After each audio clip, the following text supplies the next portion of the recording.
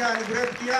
मैं आमंत्रित करता हूं माननीय रमेश मीना जी को, कैबिनेट मंत्री राजस्थान सरकार, जो हमारे समाज के लिए हमेशा संघर्षरत रहते हैं और निश्चित रूप से कुंजीलाल जी ने जो कहा है वो जरूर हमको पूरा करके वो दिखाएंगे। माननीय मंत्री जी रमेश। आज आदिवासी दिवस पर सबसे पहले मैं आप सभी को हार्दिक शुभकामनाएं और आप सभी को बहुत बहुत बधाई। मंच पर विराजमान हमारे प्रमुख शासन सचिव कुंजीलाल जी, रावली मंच की अध्यक्षा यशोदा जी, शिवचरण जी और तमाम यहाँ अधिकारीगण, मेरे बुजुर्गों, मातृशक्ति। आज थोड़ा मुझे कहीं हमारे रिलेशन में कोई टीए की बैठक है, तो वहाँ थोड़ा जाना है, इसलिए मैंने समय थोड़ा पहले ले लिया, नहीं तो बाकी मैं आपके बीच में रुकता और आपके बीच जो भी बातें हैं उनको मैं शेयर करता, मुझे अच्छा लगता, लेकिन थोड़ा समय का अभाव की वजह से मुझे जाना पड़ रहा है। तो सबसे पहले जो चर्चा हुई हमारी, कुछ वक्ताओं ने अपने विचार रखे, सभी ने अपने अच्छे अनुभव और अपने आदिवासी व्यवस्था की, समाज की, सबकी बातें उन्होंने रखी। मैं तो इस संदर्भ में इतना कहना चाहता हूं आप लोगों से कि एक तरफ तो हम बहुत आगे बढ़ गए हैं कि जैसे आज चर्चा हो रही है विश्व आदिवासी दिवस पर, पूरा विश्व मना रहा है। दूसरी तरफ भारत में हमारी राष्ट्रपति द्रौपदी मुर्मू राष्ट्रपति बनी है, खुशी की बात है। लेकिन मैं इस राजस्थान में विभिन्न जिलों का दौरा करता हूं, तो दौरा किया है मैंने, तो वहां पर जब स्थिति देखी है मैंने, तो बड़ा अजीब लगता है कि आज भी हम बहुत पीछे हैं। क्योंकि अभी आपने पढ़ा होगा झाड़ोल की बात, कोटडा की बात, कि आज भी हमारी बच्चियां 1 से 1.5 लाख में बेची जा रही हैं सौदागर दलालों के माध्यम से। एक तरफ हमारी महिला राष्ट्रपति बनी है, और ये भी आप लोग पढ़े लिखे विद्वान हैं कि 19वीं सदी में कनाडा में जो आदिवासी मूल निवासियों के साथ जो आवासीय विद्यालयों में शारीरिक और निशोषण हुआ था, उसके लिए अभी हाल ही में पॉप के फ्रांसिस उसने माफी मांगी है वहां जाकर। तो मैं इस मौके पर जो लोग हैं, जिस तरह हमारे बिरसा जी को जहर देकर मारा गया एक सुनियोजित तरीके से अंग्रेजों ने, तो इंग्लैंड की सरकार से हम कि वो भी आदिवासियों से माफी मांगे, क्योंकि आदिवासियों के साथ जो हो रहा है और आदिवासियों का जो कर्तव्य और जिम्मेदारी, आप लोग सभी कुछ इतिहासकार भी बैठे हैं और शोक करने वाले भी यहाँ बैठे हुए हैं, तो कुछ ऐसी चीजें छूट गई हैं। जैसे हमारे जो युवा था जयपाल मुंडा के बारे में लोग कम जानते हैं कि वो कैप्टन रहे थे हॉकी के, और उन्होंने राजस्थान में बीकानेर रियासत के प्रधानमंत्री भी रहे, और उन्होंने संविधान के सदस्य रहते हुए भी आदिवासियों के लिए कितना संघर्ष किया। और आज उनकी देन है कि झारखंड जो आंदोलन मूवमेंट था वो मरणोपरांत मतलब उनको भारत रत्न पुरस्कार मिलना चाहिए, उन्होंने इतना अच्छा काम किया। तो ये बात आप लोगों को उठाना चाहिए और जनता के बीच में ले जाना चाहिए। इसी तरह आपके तिलका मांझी थे, उन्होंने भी अंग्रेजों से और जागीरदारों से, रियासतों के राजाओं से आदिवासियों के खिलाफ जो राजस्व वसूली और जो परेशानी जो होती थी उनके खिलाफ एक बड़ा आंदोलन किया। और उस समय के जो राजस्व अधिकारी वो जिला कलेक्टर कहलाते थे, उनको एक तीर से जहरीले तीर से भागलपुर जो कलेक्टर थे उनको मार दिया था। उसके बाद ये पकड़ में नहीं आए, इनके खिलाफ इनाम घोषित हुआ और उसके बाद में अंत में जब पकड़े गए तो घोड़ों से घसीट कर और एक पेड़ के नीचे ले जाकर छोटे नागपुर में इनकी फांसी की सजा दी गई थी। तो ऐसे हमारे जो लोग थे जिन्होंने आजादी की कुर्बानी के लिए क्या नहीं किया, लेकिन उनका नाम उस इतिहास में जहां होना चाहिए वहां नहीं है। जैसे आप बात करें गोविंद गुरु की मान धाम है, मानगढ़ धाम है, कि उन्होंने वहां पर रियासतों के राजाओं के खिलाफ, जमींदारों के खिलाफ और ब्रिटिश सरकार के खिलाफ वो आंदोलन कर रहे थे और जागरूकता आदिवासियों में ला रहे थे। तो ब्रिटिश सरकार की सेना ने, रियासतों की सेना ने संयुक्त मिलकर उन पर धावा किया था और उस समय हमारे 1500 आदिवासी मारे गए। लेकिन आज जलियांवाला बाग की तो कहानी इतिहास में आती है, लेकिन उस बात की इतनी चर्चा नहीं है। तो इसको भी आप लोगों को देखना चाहिए और जनता के बीच में ये बात को उजागर करना चाहिए। जितने भी हमारे आदिवासी जो लोग हैं पूरे देश और विश्व में अपनी पहचान और अपनी परंपरा की जो आप चर्चा कर रहे थे, धोती कुर्ता है, आपकी जो पहनना है, हमारे जो कन्हैया पार्टी बैठी है, जो बुजुर्ग हैं, जो परंपरा है, जो संस्कृति है, इसको भूलना नहीं चाहिए। लेकिन अब व्यवस्था और समय के साथ जो आज का हमारा युवा है वो भटक गया है और उसको ये पता नहीं है कि मैं कर क्या रहा हूं। वो सोचता है कि मैं कह रहा हूं जो सही है, क्योंकि जब प्रैक्टिकली जो फील्ड में आता है तो वो निराश हो जाता है। तो संघर्ष करने की जरूरत है और बुजुर्गों से जो कहते हैं भाई संस्कार वो पूरे नहीं मिल पा रहे हैं।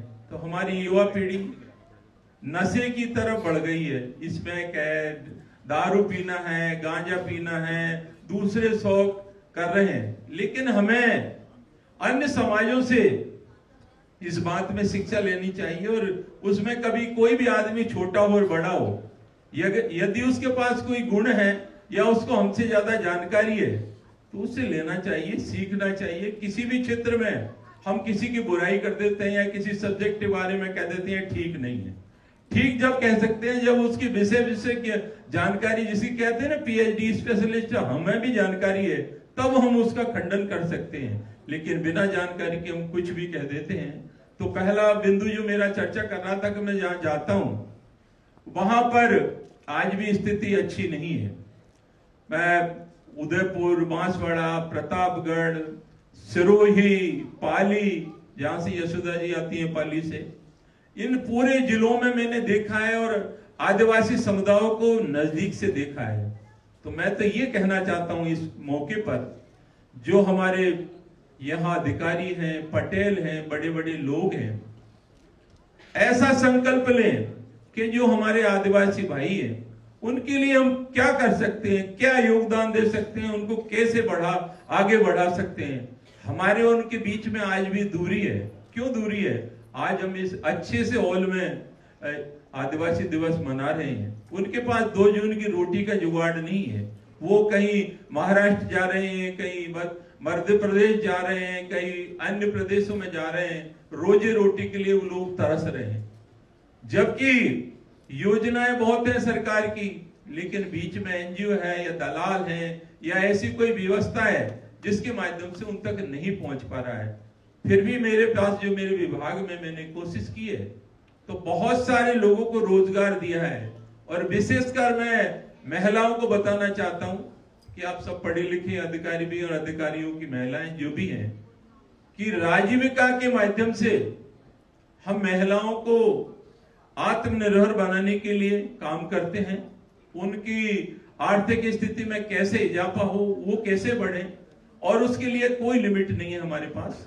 जितनी महिलाएं समूह में जुड़ेंगी, सेल्फ हेल्प ग्रुप में, वो आगे बढ़ेंगी, उनको हम लोन दिलाते हैं। और कुछ हमारा रिवॉल्विंग फंड है, उसके बाद आपका कम्युनिटी फंड है। ये पैसा हम देकर उनसे काम धंधा करवाते हैं। एग्रीकल्चर क्षेत्र में वो कर सकते हैं, कोई भी है, गाय भैंस खरीद सकते हैं, आपके पशुपालन में कर सकते हैं, आप कोई सब्जी है, कोई फसल है, कोई भी काम के लिए, आप परचूनी की दुकान है, तो वो अपनी मतलब मजबूत स्थिति बनाने के लिए धीरे धीरे वो लोन लेती हैं। लोन को वापस करना होता है, वो पैसा जमा होता है। अभी हमारे माननीय मुख्यमंत्री ने पूरे राजस्थान में महिलाओं के लिए स्त्री निधि एक बैंक खुला है, वो उसमें सिर्फ महिला ही काम करेंगी और महिलाओं का ही योगदान रहेगा, महिला ही उसकी मॉनिटरिंग करेंगी, महिला ही लोन लेंगी। उसमें दूसरे का किसी का कोई लेना देना नहीं होगा। जो भी पैसा इकट्ठा होगा, लाभ मिलेगा, वो सिर्फ और सिर्फ महिलाओं को मिलेगा। तो मैं उदयपुर और बांसवाड़ा, डूंगरपुर इन जिलों में गया था, तो ज्यादा से ज्यादा महिला हमने जुड़ी है वहां पर। और आज महिलाएं, कुछ महिलाएं इस सिस्टम से जुड़ी हैं, तो 5,000 से 20,000 रुपये महीना कमा रही है आज महिला। क्योंकि उन महिलाओं की हमने कहानी सुनी तो हमें भी रोना आ गया था, क्योंकि वो कह रही थी कि मेरा पति सुबह जाता, शाम को दारू पी के आता, मजदूरी करने जाता, पैसा नहीं लाता, उसके बाद में आकर वो हमें पीटता और 4 आदमी कोड़ लेके आता। तो धीरे धीरे महिलाएं, हम घर से बाहर निकली तो लोगों ने कहा कहाँ जाती है, कैसे जाती है, कौन साथ में, तो उस पर भी झगड़ा होता था। धीरे धीरे उन्होंने काम धंधा किया, काम धंधे के बारे में घर वालों ने पता किया, फिर पता करने के बाद में स्थिति अच्छी हुई कि भाई अच्छा काम कर रही है, पैसे कमा रही है, तो फिर उसके बाद घर वाले भी सपोर्ट करने लगे। तो काफी जगह हमने दूध की डेयरी भी खोली है, बड़ी छोटे उद्योग धंधे हैं, हाट बाजार है, बहुत सारे ऐसे काम किए राजस्थान में, जो हम आज की तारीख में हम 30,000 महिलाएं इस राजस्थान में काम कर रही हैं, गरीब महिलाएं। तो हम चाहते हैं कि जो भी महिलाएं हमारी समाज की हैं, बेझिझक इज्जत के साथ काम है, यहाँ कोई किसी तरह की बेईमानी नहीं है या कोई छेड़छाड़ का माहौल नहीं है, क्योंकि सीधा हमारा संपर्क विभाग से है, आरडी से, पंचायत राज से, मुझसे है, सीधा मुझसे बात कर सकते हैं। और 10 के समूह में एक महिलाओं का समूह का गठन होता है, उसके बाद 10-12 समूह के ऊपर एक ग्राम संगठन होता है, ग्राम संगठन के बाद में CLF होता है, क्लस्टर फेडरेशन, जो बनता है। तो पूरा एक सिस्टम है जिसमें सिर्फ महिलाएं काम करती है और महिलाएं सर्विस भी करती हैं। हमारे सीनियर RDS है, BDO है, उनको DPM बना रखा है, क्षेत्रीय प्रबंधक बना रखा है, नीचे इस तरह एक अच्छी व्यवस्था है। और आदिवासी क्षेत्र में हम करीब 1700 से 1800 लोगों को, एक युवाओं को भी हमें अलग से एक मतलब पैसा देंगे, वो काम धंधा करें। तो इस तरह की हमारी पंचायत राज की जो व्यवस्था है, उसमें हम चाहते हैं कि महिलाएं ज्यादा से ज्यादा जुड़े। हमारे पूरे राजस्थान में कम जुड़ पाई है महिलाएं, काफी जगह तो 1-1 लाख 1.5 लाख महिला हर जिले में जुड़ी हैं। और जो महिला एक्सपर्ट है पहले से ही, जो समझदार है, वो अच्छा पैसा कमा रही है। कुछ महिलाएं सेहत का काम करती हैं, कुछ महिलाएं आपके बहुत अच्छी जो सब्जी हैं उनका काम करती हैं, और कुछ महिलाएं आपके जो स्त्री सामग्री से संबंधित जो भी सामान है, कुछ महिलाएं आपके डिजाइन का काम करती हैं। बहुत सारा काम है जो महिलाएं जिस हुनर में प्रशिक्षित हो गई हैं, वो एक अच्छा काम कर रही हैं, उनकी डिमांड देश और विदेश में है। तो मैं तो इस मौके पर यह कहना चाहता हूं आप लोगों से कि जो हमारे भाई आदिवासी, जो मतलब स्थिति ऐसी नहीं है कि वो घर चलाएं, तो उन लोगों के लिए हमारे पास एक ऐसी व्यवस्था हो। बातें तो बहुत सब करते हैं, भाषण भी बहुत सब लोग देते हैं और अच्छा भाषण देते हैं, अच्छी जानकारी होती है, लेकिन हम उस स्थिति में पहुंचे राजस्थान में। आज हम आदिवासी दिवस मना रहे हैं, अरावली मंच के माध्यम से मन रहा है, कहीं किसी के माध्यम से मन रहा है। हम लोगों में एकता नहीं है, न हमारे विचारों में एकता है, न हम एक दूसरे को देखना चाहते हैं। तो फिर हमारा समाज किस स्थिति में कैसे आगे बढ़ेगा? हमें ही 10 फुट है, हम 36 टुकड़ों में बटे हुए हैं, तो कैसे बढ़ पाएंगे? लेकिन मैं आप लोगों से कहना चाहता हूं जो अच्छे लोग हैं, जैसे यशोदा जी हैं, अच्छा काम कर रही हैं, महिला हैं।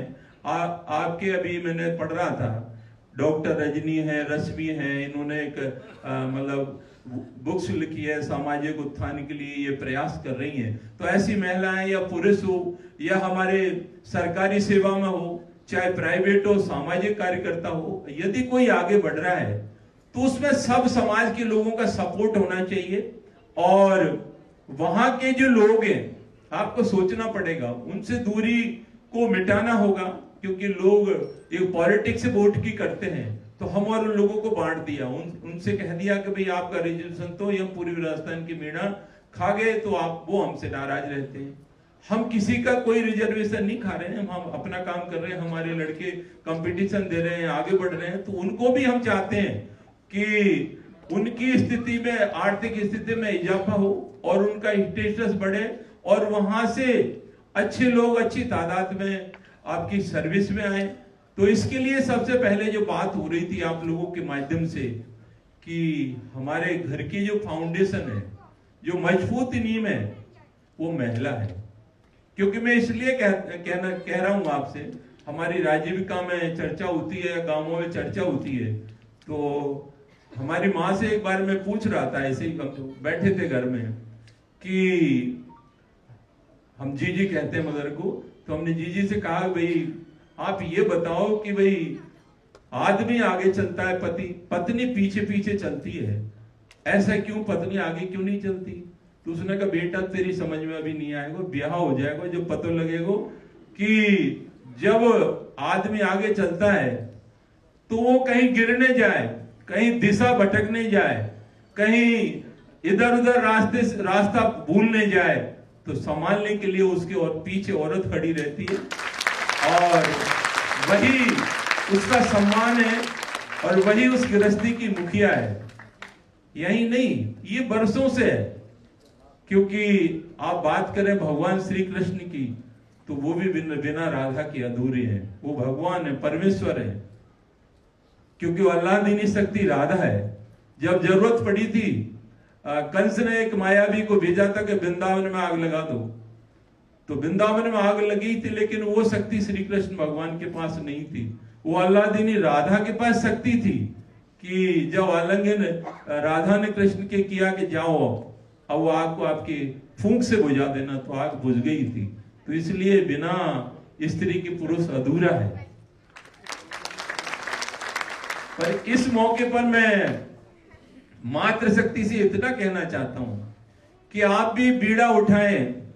आपके घर में, आपके परिवार में, आपकी रिश्तेदारी में तो आप पढ़ा रहे हो, अच्छी बात है। हमारे बीड़ा समाज में एक अच्छी बात है कि एक गृहस्थी जो पढ़ लिख जाती है, सबकी नहीं कह रहा हूं, कुछ लोग निकम्बे भी होते हैं, लेकिन अच्छे लोग भी हैं। तो पहले तो देते हैं ससुराल वालों पे ध्यान कि भाई वहां पढ़ जाए, साला साली पढ़ जाए, फिर भाई बंधुओं को पढ़ा देते हैं, वो भी एक अच्छी बात है। पर हम चाहते हैं कि गरीब जो लोग हैं गांव में, जो प्रतिभा है, समाज के हो चाहे अन्य समाज के हो, मानव धर्म अच्छा है, किसी को भी आप पढ़ाओगे, गरीब को प्रतिभा है तो उसमें आप मदद लें।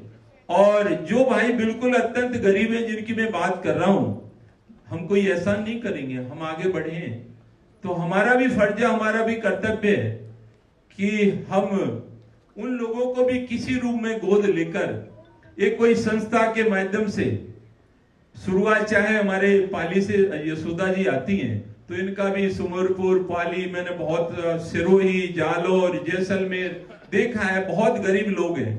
आज भी दूसरे लोग उनको मंच पे नहीं बैठने देते, चारपाई पे नहीं बैठ पाते हैं लोग, उनको बोलने नहीं देते, उनके कोई काम नहीं होते, उनको कोई सुनता नहीं है। तो वहां पर अभी पाली जिले की घटना है, कुंजीलाल जी को पता है, एक आदमी कुएं में गिर गया था, कारीगरी का काम कर रहा था और वो 80 दिन कुएं में पड़ा रहा। उसके बाद वहां के कलेक्टर ने, वहां के अधिकारी ने 80 दिन बाद निकाला। तो ये हमारे समाज की जागरूकता है। हमसे कहते हैं लोग कि भैया आप मंत्री बन गए, विधायक बन गए। हम जब मंत्री बन जाते हैं तो वो कुछ सीमाएं होती हैं, कुछ गोपनीयता होती है, तो हम कहां पे क्या बात कह सकते हैं, कैसे कह सकते हैं। लेकिन फिर भी देखा होगा आपने कि हमने आवाज हर समय बुलंद रखी है, जो बात होती है सीधी, और हमने तय किया कि राजनीति में रहेंगे, ईमानदारी से काम करेंगे, किसी से नहीं डरेंगे। तो मैं तो आप लोगों का आशीर्वाद है। लोग मेरे बारे में सब कम जानते हैं, मैंने तय करके आया हूँ राजनीति में। कुंजीलाल जी को पूछ लेना है, हमारे विभाग के अधिकारी को पूछ लेना, किसी और का आप पता कर लेना।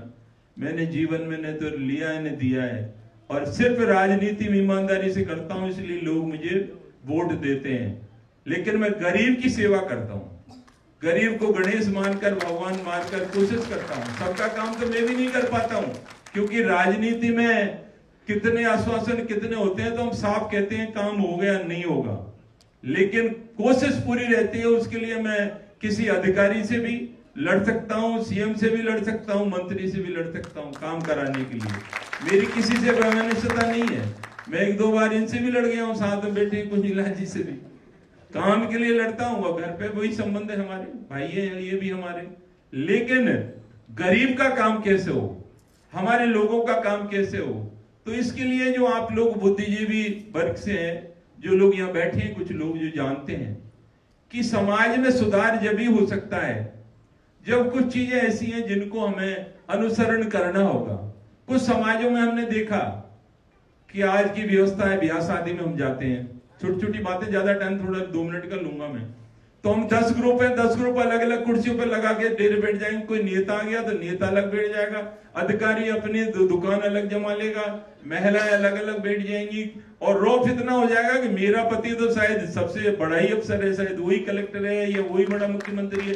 बात नहीं करते एक दूसरे लोगों से। समय समय में गांवों में जाओ, अपने भाई बंधुओं से, अपने गृहस्थी में सबसे मिलना जुलना, वहां किस अभिमान की बात, किस बड़पन की बात। यदि वो लोग नहीं पढ़ाते तो आज यहाँ पे कुर्सी पर आप बैठते न मैं यहाँ से भाषण देता। ये उन्हीं की देन है, जो बैठे हैं ऊपर बैठे इन लोगों की देन है। तो मेरा तो कहना यही है आप लोगों से कि कोई भी पार्टी हो, कोई भी विचार हो, जो युवा पीढ़ी है उसको बड़ों का आदर करना चाहिए। ये मैंने अन्य समाजों में देखा है, एक चौपाल पे बैठते हैं, 10 चारपाई पे मिलकर बैठते हैं, वहां सिर्फ सामाजिक चर्चा होती है, उसमें सारे युवा सहयोग करते हैं, वहां सेवा करते हैं। लेकिन हमारे समाज में देखा है, हमारे युवा या तो वो डांस वांस क्या बज रहा है, मैं जो बस बजेगा उस पर नाचेंगे, या फिर दारू पी के झगड़ा करेंगे। हमारे बुजुर्गों का कोई सम्मान नहीं है। वही कहते हैं हम ही करता धरता है, अब तो जेएनयू से पढ़ के आ गया, कोई कहीं से पढ़ के आ गया, कहां से कौन डिग्री करके आ गया, वो उसको किसी की चिंता नहीं है कि मैं ही हूं जो हूं। लेकिन हम कह रहे हैं भाई युवाओं से, जब ये लोग यहां तक पहुंचे हैं, इन्होंने धक्के खाए, कितने दरवाजों पर ठोक लगाई है ये आपको पता नहीं है, क्योंकि इनकी मजबूरी है। जब हम मजबूत हो जाएंगे हमारा राज होगा। अभी राज नहीं है हमारा, हम भी धक्के खा रहे हैं अभी। जब आ जाएंगे उस ताकत पे कि भाई कोई दिक्कत नहीं है, कोई चिंता की बात नहीं है, तो जब आप आओगे प्रैक्टिकली फील्ड में, जब नौकरी करोगे या धंधा करोगे, तो किस किस के दरवाजे पे घंटी बजाते फिरोगे, कब टाइम मिलेगा। तो ऐसी ताकत बनो, इस देश की नीति और दिशा और दशा बदलने की ताकत रखते हो, वो काम करो। इतना पढ़ो लिखो, इतना काम करो, इतना संघर्ष करो कि हमें कोई रोक नहीं पाए। ये ऐसी जज्बा होगा हमारे पास में, क्योंकि आज हमारा देश आजाद नहीं होता, हमारे आदिवासी भाइयों में जज्बा था। अंग्रेजों ने खूब रगड़ा था, राजाओं ने भी खूब रगड़ा, चाहे आप जहाजपुर भीलवाड़ा की बात कर लें, चाहे आपके दूसरे प्रांतों की बात कर लें, झारखंड की, जहां भी आंदोलन हुए कोई से भी, हमारे आदिवासी कभी पीछे नहीं हटे। कितना भी नुकसान हुआ तो वो जज्बा हमारे युवाओं में होगा। लेकिन हमारे युवाओं को संस्कारवान बनना होगा, संस्कारित होना होगा, क्योंकि अभी हमारी जो युवा पीढ़ी है, कुछ लोग तो आगे बढ़ रहे हैं, अभी आज भी बढ़ रहे हैं, आईएएस बढ़ रहे हैं, आईपीएस बढ़ रहे हैं, क्योंकि उनके माँ बाप ने सिखा दिया कि तू इस लाइन से हट, तेरे को तेरा काम है सिर्फ पढ़ाई करना और तुझे अफसर बनना है। तो वो कुछ बच्चे हैं वो तो अपने आप निकल जाते हैं, कुछ बच्चे ज्यादा पैसा हो या फिर घर वाले ध्यान नहीं दे पाते, या ज्यादा बड़ा नेता का लड़का है या पैसा ज्यादा है, तो वह झूठ बोलकर यहाँ सोच रहा है पढ़ाई हो जाएगी, नहीं तो कहीं फर्जी पेपर खरीद के कुछ बन जाऊंगा, तो उस चक्कर में उसका जीवन पूरा खराब हो जाता है। तो हमारा तो आप लोगों से निवेदन है कि समाज को कैसे सुधारना है, समाज में कैसे एकता लानी है, वो सब आप लोग ला पाएंगे। ये नेता और अफसर नहीं ला पा सकते, इनके तो सबके, मेरे और हम सबके अहम भरा हुआ है। जनता चाहेगी, समाज चाहेगा किस दिशा में एक जगह बैठना है और हमें आगे बढ़ना है। आज बात हो रही है 5वीं अनुसूची की बात हो रही है, या हमारी ग्राम सभाओं के अधिकारों की बात हो रही है, हमारे विस्थापन की बात हो रही है। आज पूरे देश में 6 करोड़ विस्थापन हुए हैं, उसमें 75% आदिवासियों विस्थापन हो गए। उनकी जमीन लोगों ने, धनाढ्यों ने ले ली, उद्योगपतियों ने ले ली। तो क्यों ले ली? क्योंकि हम संगठित नहीं है, हम हमारे अधिकार की लड़ाई लड़ना नहीं जानते हैं। एक के साथ हो रहा है, दूसरा सपोर्ट करेगा, इसको बस डाउन कर दो, ज्यादा पैसे वाला हो गया, ज्यादा काम किया, इसको खत्म कर दो। ये खत्म करने का और ये सिस्टम मत बनाओ। आप बड़ा आदमी बन जाओ, आप कोशिश करो कि मैं भी इतना बड़ा कैसे बन सकता हूं। वो कंपटीशन की भावना नहीं होगी कि लड़का आईएएस बनाए, आईपीएस बनाए या बिजनेसमैन बनाए। तो हमें कौन सा काम करना होगा? ईमानदारी से। जो फर्जीवाड़ा करके गलत कामों से बन जाते हैं बड़े लोग, वो ज्यादा दिन नहीं चलते, उसके घर में अशांति रहती है। और ये पैसा तो समय फिक्स निश्चित है, जिसका जन्म हुआ है उसकी मृत्यु भी तय है। तो इस पैसे के चक्कर में ज्यादा लालच मत रहो, या ज्यादा वैभव, कहते हैं 7 पीढ़ी की मत जोड़ो। जो पैसा आ रहा है आपके पास में, कुछ पैसा गरीबों को आप तय कर लो कि भाई ये गरीबों के लिए है और ये गरीबों की इससे सेवा करनी है, तो समाज जब भी आगे बढ़ सकता है। बात तो काफी बहुत सारी है, लेकिन फिर कभी दोबारा मुलाकात होगी। और मैं अरावली मंच की हमारी अध्यक्षा यशोदा जी और जितने भी हमारे अधिकारीगण यहाँ और विराजमान हमारे बुजुर्गों, सभी को मेरा नमस्कार और ढोक। और एक बात इन्होंने रखी है जमीन के बारे में, तो मैं निश्चित रूप से मुख्यमंत्री जी से बात करूंगा आपकी, ये फाइल को अपने सिस्टम से पहुंचा दें। क्योंकि अभी श्री मीना शिक्षण संस्था कोटा के द्वारा जो विश्वविद्यालय मीनेश विश्वविद्यालय जो बना है, तो वो फाइल भी मेरे पास विधायकों से 10 लाख रुपए देने का जो अटका हुआ था सिस्टम काफी दिनों से, मैंने खुद ने फाइल बनवाई, अधिकारियों से चलवाई, मुख्यमंत्री से चर्चा की। तो जयमिनेश विश्वविद्यालय में राजस्थान का कोई भी विधायक, क्योंकि वहां इतना पैसा नहीं था, 15 करोड़ की लागत से बनेगा, उसके बाद और भी काम होंगे।